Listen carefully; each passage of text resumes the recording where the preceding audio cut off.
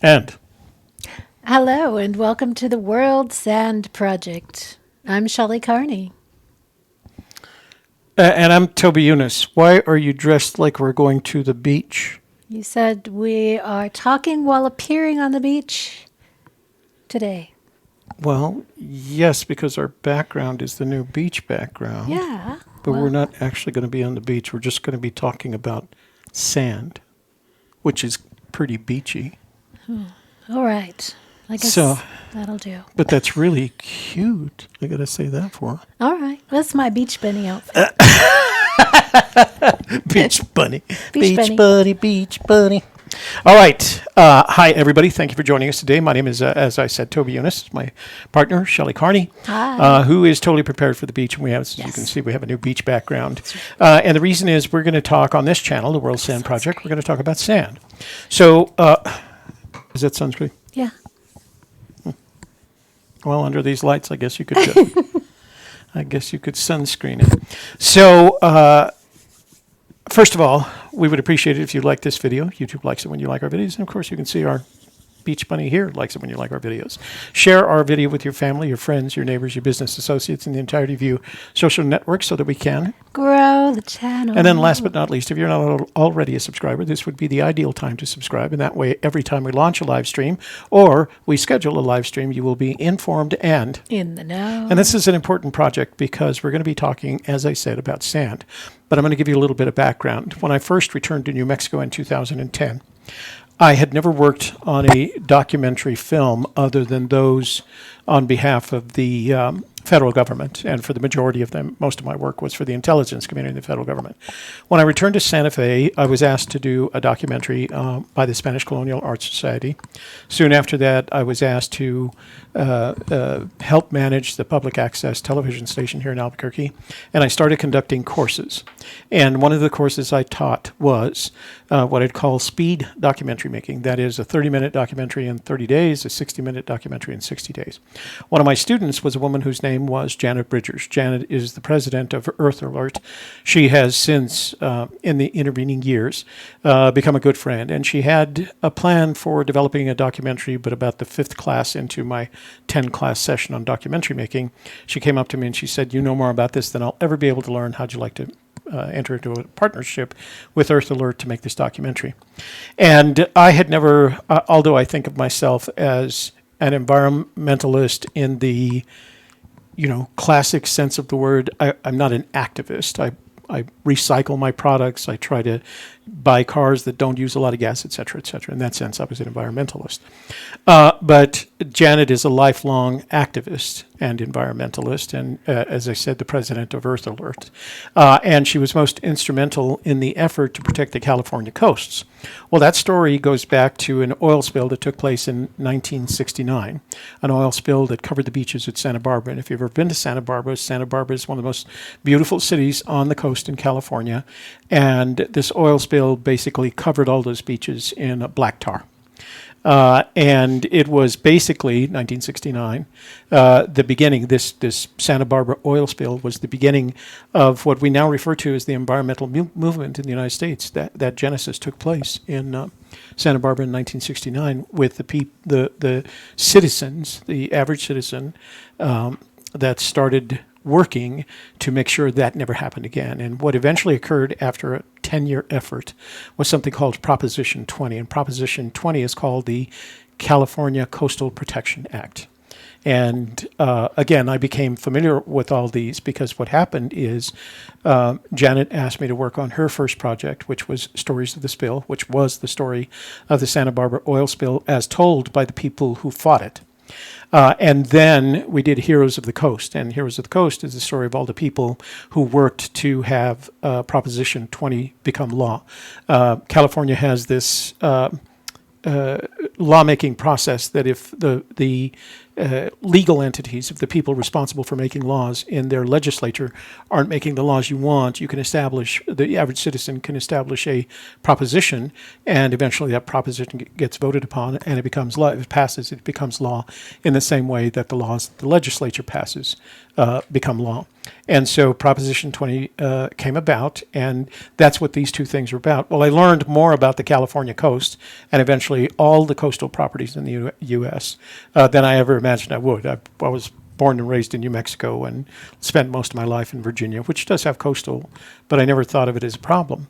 One of the things that I learned on the California coast at the time is that some of the most beautiful locations on the coast, San Diego, Santa Barbara, Monterey, the Napa area, the west of it, they were having to replenish their sand every year because there were these big dredges offshore, and they weren't drilling for oil. They were dredging for sand, and that sand was going someplace else. So that was my first initiation into the problem of sand. So what I'm going to do is I'm going to tell you what this channel is about, and I'm going to tell you why, and then I'm going to explain to you the process that we're going to take in pursuing this effort. So behind air and water, sand, sounds silly, sand is our most valuable and consumed natural resource. It is the most solid. So if you look at air is a gas, water is a liquid, sand in third place is the most consumed solid of our resources. And there are primarily two reasons there's a problem with sand. Well, there's one problem. We're using more sand than the Earth, the planet, has the ability to replenish it. A grain of sand can take anywhere from 125,000 years to 2.5 million years to produce, because it comes from the tops of mountains. Now, there are all kinds of sands, but primarily the majority of the sand, 60% of the sand that we find on the planet, comes from mountaintops, as the environment and the elements wear those mountaintops away, and they fall into rivers, and the rivers cause them to tumble down their river bottoms and eventually out into the ocean. Now, the ocean has other types of sand made from things, more natural things called diatoms. There are primarily two reasons we're using sand faster than we can replenish it. The first is sand is used in construction, and without sand, there would be no construction. Whatever room you're sitting in right now, there's going to be some concrete in it, in the floor, in the walls, in the ceiling, et cetera, et cetera. Without sand, that concrete would never be able to be mixed and would never hold together. Now, there's the sand in that concrete is mixed with an aggregate, other gravels, but that aggregate makes up 60% of concrete, the other being cement and another part water. But it takes 200 tons of concrete to produce the average American house. We are at the moment building, if you look at it from a construction perspective, we are at the moment creating the equivalent of 8 New York cities in construction every year throughout the world. I'm going to give you one more statistic. During the period 2011 to 2014, those 3 years, China consumed more concrete and the associated sand than the United States did in the entire 20th century, from 1900 to 1999. So we, as a planet, are consuming all this sand in order to live our lives. It's used in streets. You cannot go any place without seeing either asphalt or concrete. What about glass? There's other things. So sand, as you know, is used to make glass. Sand, as you know, is used to make silicon chips. Sand is used to make breast implants. So there's all these things that we use it for. I know that sounds crazy, but they're out there. 50,000 a year or whatever that number is, right? My favorite example of how we use sand is used to make the elastic in your underwear. And so Vince Peiser, who wrote the book on this, and I'm going to talk about him in just a minute, likes to say that you have sand in your underwear. but we use it in practically everything. It is, like air and water, our most consumed and now becoming our most valuable solid resource. So that's the first problem. The second problem is that nations are using sand not just to construct buildings, but as a way to increase the size of their country. And the best example is Singapore. Singapore By is landmass? by landmass, yeah. Singapore is about 40% larger than it was in 1950 because it's taking sand, it's dredging sand from other countries in the Indian Ocean, in the South China Sea, and the Pacific Ocean, and it's buying that sand and it's bringing it back and it's forming additional properties around its country. So it's growing in order to put up buildings in order to support more people. The big reason for that is that most humans at one time lived in rural areas. Now, most humans live in cities, and more of them are moving from rural areas to the cities. So as I said, every year, the planet Earth is building the equivalent, constructing the equivalent of 8 New York cities, with all the associated use of concrete and sand, as anything. So those are the two reasons, construction and land mass creation. Now, the obvious question is, why don't we just take all that sand that's in the desert? The problem is the sand in the desert is being rounded by the wind. They're little nodules, and eventually we're going to have a sample to show you as we show you samples of this sand that we're collecting. And because of that, the sand nodules are so rounded they can't stick together. So it would be like the equivalent of building a building with marbles instead of little, objects like bricks and triangles and pyramids and things like that, because they will stack up, right, as they find a place. The sand that comes from the mountains and runs down the rivers is made in that way. And as a matter of fact, we're going to show you a sample of that today. But you can't use the sand in the desert, which is why Dubai, the country that is creating additional land for itself, if you look at a picture of Dubai, the palm, you'll see that they created additional property, high-value property, because it's all beachfront property, by taking sand from Australia. Because they can't, Dubai, which is basically in a desert, can't use its own sand. So that's primarily what we're going to be talking about on this channel.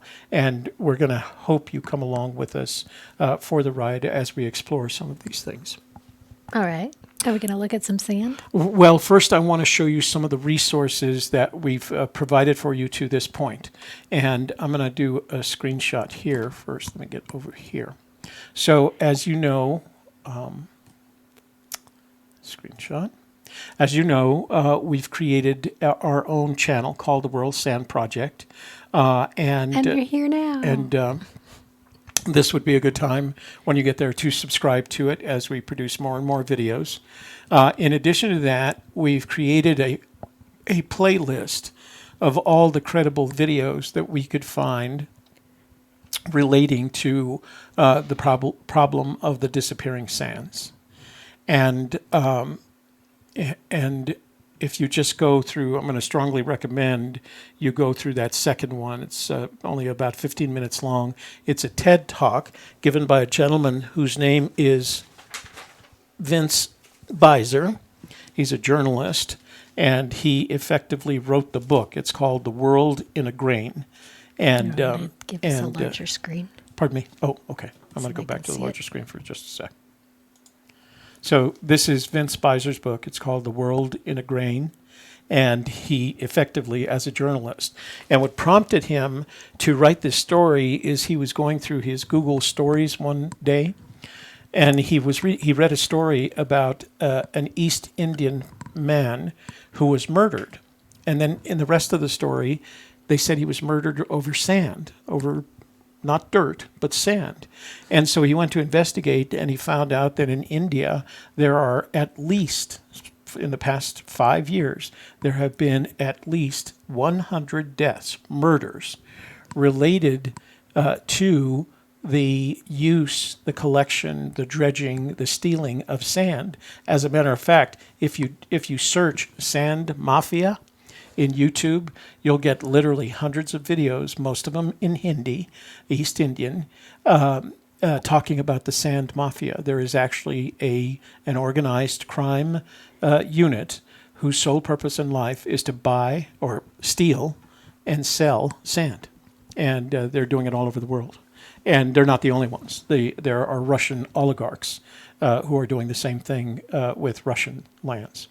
So kind of that's what we want to do with this, is just inform you of the things, the resources that we made available. That's the first one, and that's the playlist on our channel, World Sand Project.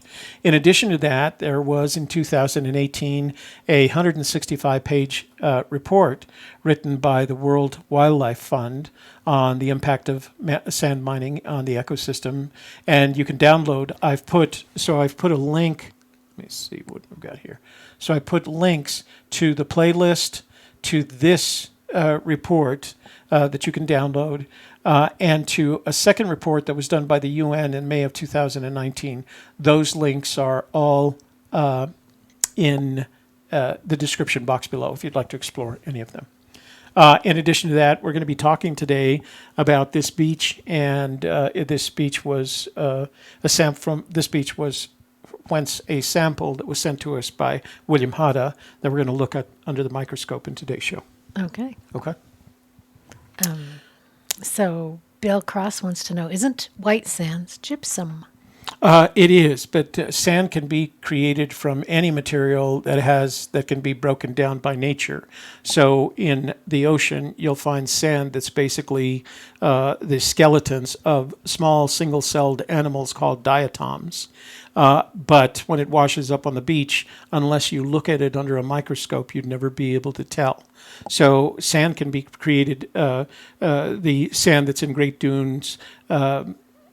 Sand Dunes National Monument is made from small bits of iron, and the reason it's got that red color is because it's oxidized. The sand in the desert, and as I said, as soon as we can get you some samples, we'll share some of the samples and compare them. We're collecting samples of sand from places like the Mideast and the United States. We're also collecting silt from the Mississippi, because silt is not sand, it's much finer, and you can actually see the difference. And we're collecting samples of river gravel because sand is very specific, has a very specific scientific definition. We have Laura Sabatini, an earth science teacher in the room, great. and she says, sand actually refers to the size of a grain, although in the U.S. most sand is quartz. Right, and that is true, because as I said earlier, most sand is in what I call environmentally or elementally washed down from the mountains. Sand, and I was about to say the scientific definition of sand is a grain that's between 0.065 and 2 millimeters in size. Beyond 2 millimeters, it becomes gravel. Below 0.065 millimeters, it's silt. So yeah, it has a very specific definition in science. So thank you for that, Laura. We appreciate you mentioning that. So let me go back to the full frame for just a moment, because here's our strategy. What we're going to do is we're going to ask folks, and I'm putting up a video tonight. I finished editing it last night, and then I put it up this morning, and I realized I had made a mistake. What we're going to do, I'm going to put up a video tonight that tells you how you can participate in this project. And what we're going to do is we're going to ask you to go to a local beach or a river or someplace where there is a natural sand lots not being natural other than because they're usually aggregates, and collect a small sample of that sand. And this is going to be explained in the video that we'll put up tonight. So collect a small sample of that sand. This is our first sample. You'll see it labeled as 001. Can you see that? 0001. And this was a sample of sand that was sent to us by William Hada of Harkness. He collected at Harkness Park Beach in Waterford, Connecticut. And we're going to look at that, and it's going to substantiate what Laura said earlier. But we're going to ask you to take that collection and collect that little sample of sand.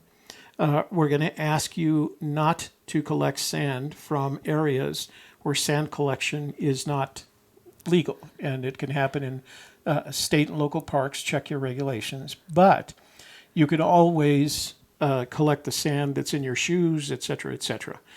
You can't, in some of those places you can't. So we're going to ask you not to break the law, basically.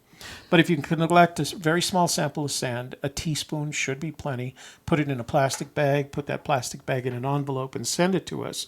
And then what we're going to ask you to do is take several photographs of the area with your smartphone. And the reason we're going to ask you to do it with your smartphone is because the metadata on that smartphone image will collect GPS information, geographic location information about where you took that. And we're going to build a database. I've already started building the database. I'm using Airtable. It's a relational database, online relational database. And we're going to build a database of all the samples that we collect, who collected them, when they were collected, where they were collected from, images and videos, and then links to the video where we talk about this. And so we're going to ask people to become part of the project team effectively. So that's the objective. I will be, as I said, putting up a video tonight starring Shelley, showing how we'd like you to collect the sand, a small sample of sand, and then Shelley, you're a badass. She is a badass, isn't she? Holy, I'm gonna. Let's see. Let me fix that right away. Since. What's that? Oh, you're making her a moderator. Yeah, Holy's a moderator. So if any of you are interested in becoming moderators, let me know, and I can hand out some wrenches today. So our plan is to have a show once a week, Wednesdays at 3 p.m., and talk about our next source of sand. I know our friend that lives in Prince Edward Island has already sent us the next sample, but we would appreciate it if you would send us a sample of sand from some place that you collected it, and then we'll have a very similar show. We'll share the pictures, et cetera, et cetera. Okay? Okay, we get to see that sand? Well, first, let's look at the... I know, I had to get that out. It's like Christmas. I'll, no, don't peek yet. I had to make sure that we got that out because this is one of our few chances to be able to do that, explain why this project is going to happen. So please subscribe. Please share with your friends, whether you're environmentally conscious or not. What you're going to find is that your beaches, especially in the United States, are disappearing. And they're disappearing not because nature is helping them to disappear. They're disappearing because people are stealing your sand. So, by the way, they were dredging the sand off. There was a big movement beginning around 2005 in California to remove the sand dredges, and they've succeeded to the extent that there's only one left, and it's owned by a Mexican company, and it happens to be right off Monterey Bay, which is one of the most beautiful areas along the coast. But the government won the case. The California state government won the case, and that dredge will stop operations at the end of 2020. So they've gotten rid of that one too. That means at that point there will be no more sand dredging off U.S. coasts. Okay. So let's go back. I'm going to go to full screen. We're in full screen. I'm sorry. Oops, that's no screenshot. And these photographs were sent to us by William Hada, who, as some of you know, is one of our viewers from our A Gypsy's Kiss channel. And he heard about the project, and he literally went out to his local beach in Connecticut, and he took some pictures and sent us this sample. And in just a few moments, and you can see it's sand. I mean, you're going to be amazed at what it looks like when it's under a microscope. And I've got a digital microscope set up right next to me, right here. And we've got it plugged into the computer, so you'll be able to see what it looks like under a microscope, all right? And I'm going to get us out of here by a quarter of, because we have to get ready for Shelley's show. So let's take a look at these images first. So this is, and I was hoping that I was going to get a call. I was going to try and communicate with with William, see if we could get him to call in. But let's see if he's got it. Nope. But I asked him to send me a text message, and I'm afraid it was probably too late. I was hoping to have him call in. So, William, if you're watching right now, do me a favor and text your phone number to 202, the number below. So let me go back. So text your phone number to 202-815-1171, and I will call you when we finish showing these pictures. Okay? So let's go to screenshot. All right. So this is Harkness State Park in Connecticut. Is that a blur on the lens? Yeah, that's a water spot on the lens right there. So yeah, didn't know that was a fuzzy bush. Yeah, no, yeah. So it's a state park, and as you can see, it has a very small beachfront, but it's enough. And when he took these pictures, as you can see, just by the foliage, it was already fall. But it looks like your classic Atlantic beachfront because it does have lots of rocks and very small beach space. I'm going to get one from my daughter who lives in Boca Raton, and of course she's got those beautiful beaches, white sand beaches off of Boca Raton that go on for 100 yards before they start falling into the sea. But she told me that they're having to replace beach every year. They're having to import sand for every year to replace the beach. So again, these are just some of the pretty spaces. It's a beautiful state park. It's actually a memorial. As I was looking for it, looking for more information on these pictures, I picked up that it was a memorial park. It had a name associated with it, but I couldn't fit it onto it. I'll get more information. And again, we're building these. We're putting these photos in our Google Photos, and I provided a link to them in the description box below. And I don't know whether I mentioned we're also building a blog, and the blog, each post in the blog will be all the information you need for one show. So you'll have a link to the pictures, you'll have a link to the video, you'll have a link to the microscopic photos of the sand as well as the sample, and then there'll be a link to this database that I'm building because you'll have access to look at the database.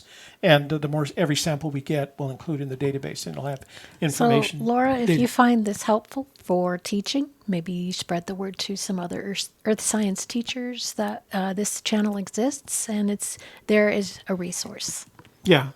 We want to be a focal point for resource. As opposed to, we're not, the idea, of course, is to promote the existence of the problem and to have a conversation about solutions, because there are solutions. But we think most importantly, awareness is going to be key when people are aware, because our sense is that as often are people taking pictures of their beaches, the more often this is done over time, they will see their beaches disappearing from them, or their river bottoms changing. One of the problems with dredging in a river is not only does it suck up the bottom sand, but it changes the ecology of the bottom of that river. And the ecology at the bottom of the river is the basis for the ecology that goes up, right? So there are these diatoms, microorganisms that live in the bottom of the river that are fed upon by shrimp-sized fish that are then fed upon by larger fish, et cetera, et cetera. So if you destroy the bottom, and you create, in addition to that, all this silt, you effectively begin the destruction of whatever ecology exists in that particular river. And that's what's happening in a lot of the rivers in India. And there was a great story about the Laotian River. And I just found out that the Mekong River Delta, because of basically sand robbing, will disappear in its entirety by the end of the century. And I don't know how much you know about the Mekong Delta, but it's where most of the rice that feeds Asia is grown. So you can imagine what's going to happen after that's gone. Yeah. We used to, between the fish and the rice being gone, what are they going to eat? Yeah, exactly. They're going to starve. Those are their primary resources. Mm-hmm. And what's even more interesting is there's places in Southeast Asia where fishermen, as the companies came through and dredged, they killed off the ecology in the water, so they converted from catching fish to diving for sand, and it's a very dangerous process. They literally dive down to the bottom, tie a bucket, pull the bucket up, and that, while people are dying when they go fishing, the likelihood that you're in a 2-mile wide river with all those currents trying to dig sand off the bottom is going to cause a greater number of deaths. So not only is it destroying the ecology, it's destroying the economy in some of those areas, because those economies are based on rice and fish, both of which are disappearing as a result of this this revolution in sand, I guess is the best way to describe it. So let me just, did you reset that for me? Mm-hmm. Okay. So again, we're going through Harkness State Park Beach in Connecticut, and it's a location that was sent to us. The sample was sent to us by our friend William Hada. And as you can see, beautiful sand beach and very normal. Well, I was surprised by the amount of granite that was in the sand. I expected to see more sea type sand, you know, diatoms and shells. And what's amazing, there's this wonderful book. Let me see if I have it. There's this wonderful book written by a gentleman, a doctor. His name is Dr. Gary Greenberg. Let me move the screen here. So it's written by Dr. Gary Greenberg, and he was an amateur photographer that took an interest in the variety of objects found in sand and started taking photographs of them, and in the process invented a whole new style of microscope that made photographs in 3 dimensions. And he invented it. You can buy one if you want. But it starts at $33,000. But that's another one I would recommend because it has a wide variety of pictures showing where sand. He has this one chapter that deals with the sand of Hawaii, and he just walked around the island of Maui, drove around the island of Maui, and he had 6 different samples of sand, not one of which was like any other. And so it was amazing at the variety that he experienced, the variety that he captured. So those 2 books are very helpful if you have any... Brit Chaser. Oh, there's William Hada. Oh. I can't text or call your number. It says there are restrictions on the call. Oh. Well, William, do me a favor and email your phone number. Why would there be restrictions? Email your phone number. Is it blocking calls? No. Do me a favor and email your phone number to Worlds, because that's the account we're on right now. Email your phone number to worldsandproject at gmail.com. worldsandproject@gmail.com, and I'll pull it up there. I'll pull it up from there. And Brit Chaser wants to know, do you want some sand from UK? Absolutely, Brit Chaser. Wait until tonight until I put up that video that explains what we need you to do, because we want to make sure that, A, you're not sending us a bucket full of sand. We need a tablespoon full. And then how to send us pictures so that we can catalog it in our database. But yeah, we want sand from all over the world. We want to build a catalog of sand from all over the world. And then some pictures of where you got it from and who collected it with you, if you want. Yeah, because we're going to put all of that in the database. And once I'm just in the process of building the database. I haven't built a database since probably the 1980s. So I'm building the database, and we'll have all that information. And once the database is built, you'll have access to that as well. Okay? So are we going to see the sand? Let me get through these pictures because these pictures are so beautiful. So classic East Coast. I can't see them. Oops. Okay. Hold on. Okay. Go back to screen chat. There Okay. we go. So again, this looks to me like a classic northeast coast beach. I've spent some time on them. Their water isn't always warm enough to enjoy, but there are times during the summer that I'm sure they are. And this town, Waterford, just looks really, really beautiful. So William is very lucky to live there in Waterford. Verizon's got restrictions on your number for some reason. Oh, it says right there, my plan didn't renew. I forgot to automatically make the payment. Hold on. Okay. My other phone is automatic. It just does it. This one I forgot to make automatic, so that's why there's restrictions. Yes. Okay.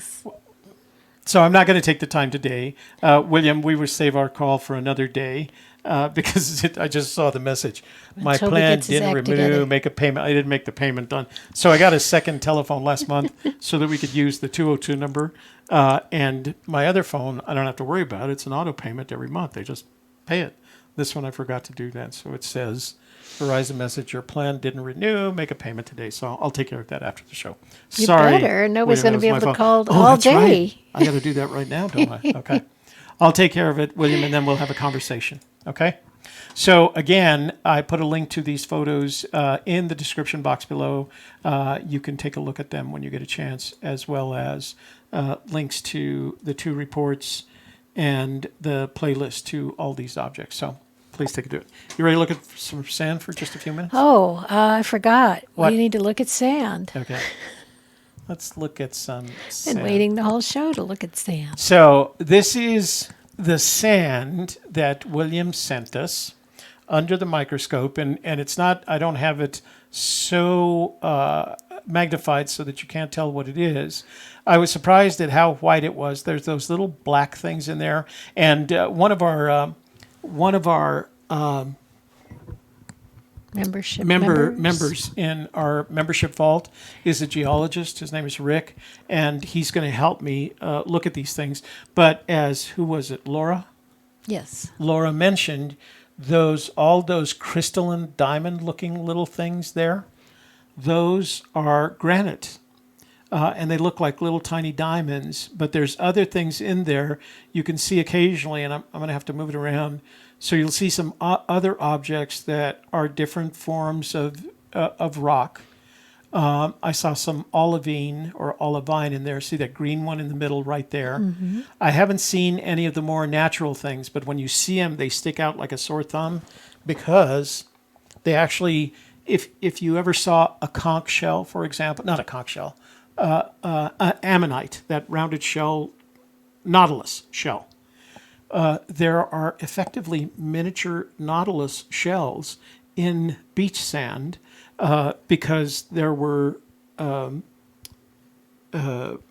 organisms living in those shells, those little miniature cells. And when they die, the shell comes up onto the shore along with some of this other sand. But as you can see, it's almost like it's little diamonds. And you know, I'm going to hold this up. It's like any other sand that you... Let me go to full frame for just a sec. It's like any other sand you see. You can't see the little diamonds in the beach sand, right? Until you put it under the microscope, and you can see all these little miniature diamonds in them. I have a comparison. We're going to get comparisons with sand from the Rio Grande, the river that flows through our area, and it was the diversity of rocks and objects in it was just really amazing. Because it comes through Colorado and northern New Mexico and goes through an area in New Mexico that was once very volcanic. So you can actually see the small grains of volcanic rock, of basalt is what it's called, in the New Mexico sand. So Jono says, I always thought sand was just silica and could be used to make silicone for computer chips. With all these different types of rock and semi-precious stones, I wonder how they filter to make silicone. There are sands. There are sands that are pure silica, and they call them the special operations of the sand world because you're right. It requires a very pure form of silica or silicon dioxide to produce the kind of sand necessary for use in silicon chips. So there are, when you reach into a river, for example, it's the infantry of sand. It's got everything, and it can be used for construction, but not much else. And then as you go progressively through the technology until you get to,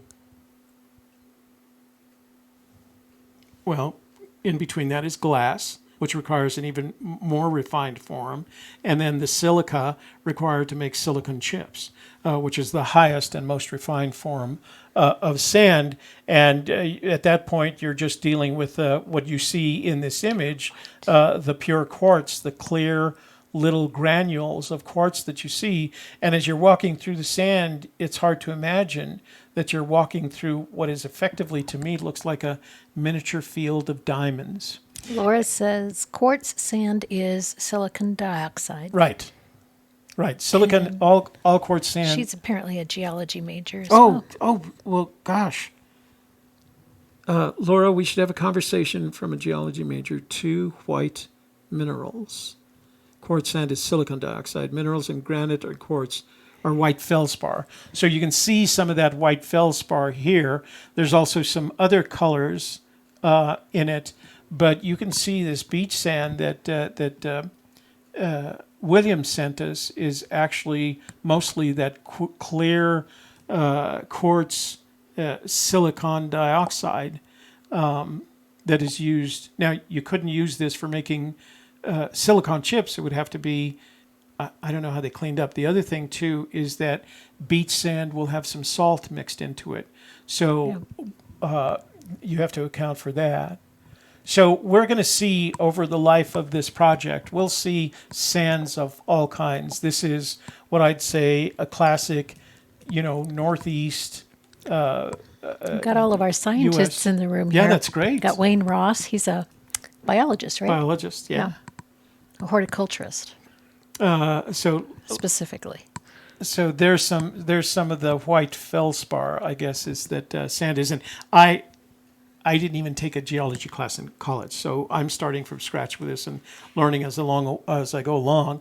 So any of you who do have that geology in their background, we appreciate the help.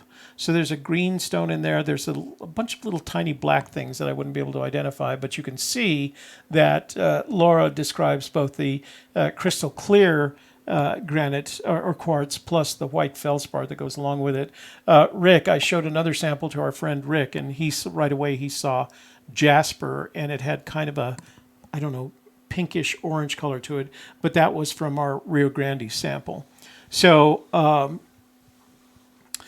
yeah, we're going to continue to do this. Again, if you want to participate, wait till tonight. After we do all our shows tonight, I'll upload that video. Says the black flakes are biotite mica. Biotite mica. I need to start. We got to save this chat. So the black flakes are biotite mica. Anything that you see as I'm moving this around, let me show you what I've done here. So I've taken a small quartz glass. Go to full screen so they can see you. All right. So I don't know if this is going to add to the video that we've already created, but I wanted to show you. We don't know why we went offline there. I wanted to show you. I bought some of these small quartz glass bowls, and I'm using them to take the sample and put it into, and then put it conveniently under the microscope. So you can see. Let me go back to the. Looks like we're back. Yeah. Okay. All right. So we'll go back to the microscope, and you guys can see that. But Laura, I don't know if you can help with the identification of this stuff. That would be very grateful, and we can have this conversation as we go through the process. So next week, I'm expecting to have some sand from the beach at Prince Edward Island in Canada, which of course is even further north than Connecticut. So that's kind of what we're going to do on this show. If you'd like to participate, wait till tonight until I put up that video, and it explains how you can participate. It has our address and everything else, and we'll make sure and take pictures. We love the pictures, and then send that all to us, and you can participate in our little project here. So, okay. Okay, back to full All right, screen. back to Say full goodbye. screen. Yeah. All right, guys. Sorry for the little technical faux pas there. Something I don't know happened. what happened. The beach. The beach. I don't know. Silicon, it's all the interference. So, yeah, if you want to come to and see Shelley in her beachwear every show, are you going to wear your beachwear for your Every show? No. I don't know about that. We'll All right. see. Thanks for, go ahead.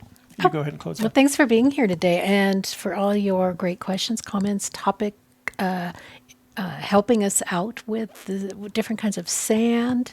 And again, please do share this with people you feel would be interested in this topic. And don't forget to subscribe before you leave.